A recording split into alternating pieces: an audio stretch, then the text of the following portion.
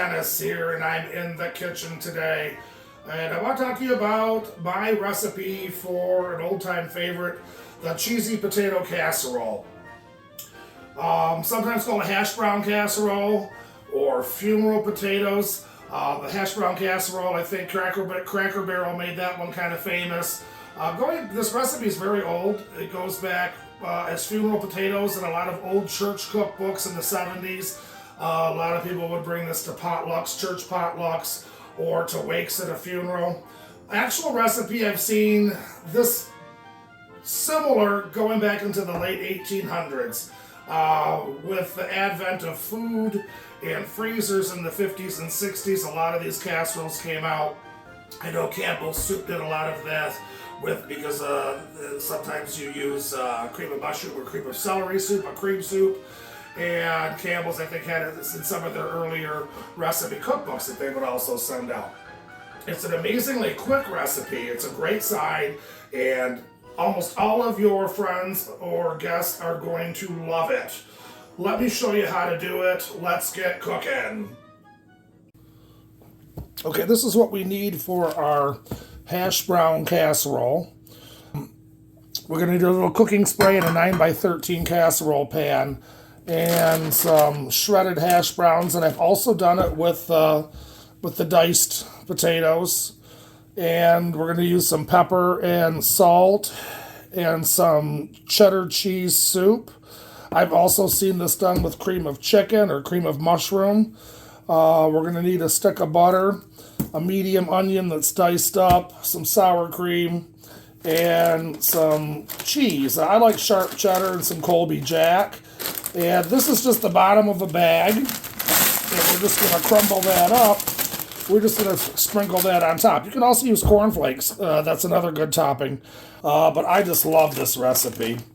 Let me get it all set up and we'll show you how easy it is to throw together. Okay, let's assemble our hash brown casserole. I'm just going to take some cooking spray and just hit our 9x13 casserole lightly. And I have my big glass bowl, and I've melted a stick of butter.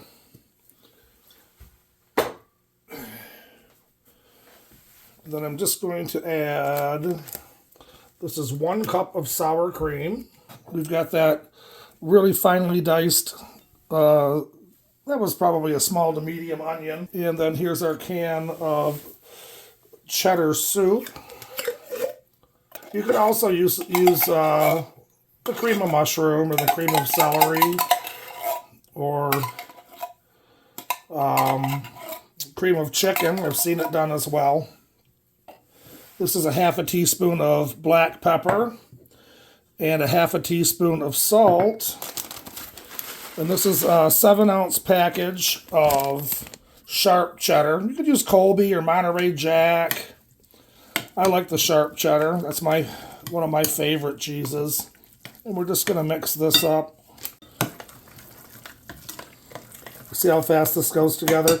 Now these hash browns are the shreds. Like I said earlier, you can use the cubes. Now I set this, these come in the freezer department.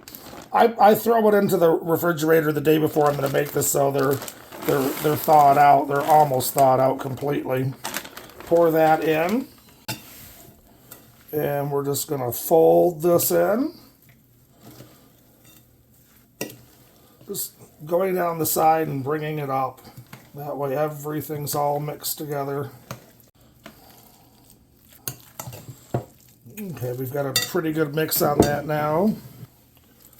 And we're just going to dump that into our casserole dish. And we're going to spread it out in the pan. Get it all even. And level it out. Some other cheese shreds. This is a Colby Jack. Not a whole package. Probably about 3 ounces. Get that spread out. And then we take our leftover chips. Just plain potato chips.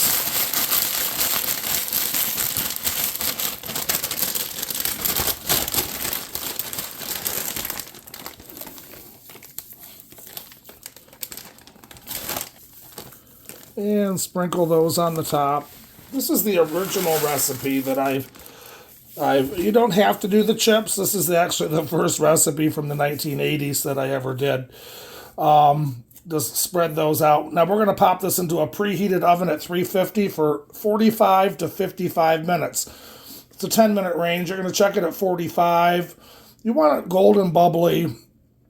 Depends on your oven. Some run hot, some run a little cooler, whether it's gas or electric, but typically it's right around that time that it'll be done. And it's going to go in the middle of the oven. Okay, let's check on these potatoes. Oh, those are looking good. They don't look really browned. Nice and bubbly and well cooked. Perfect. There you have it, cheesy potato casserole. Hope you give this one a try. If you do a different version, drop me a message. I'd like to hear your version. Till next time, I'll see you in the kitchen.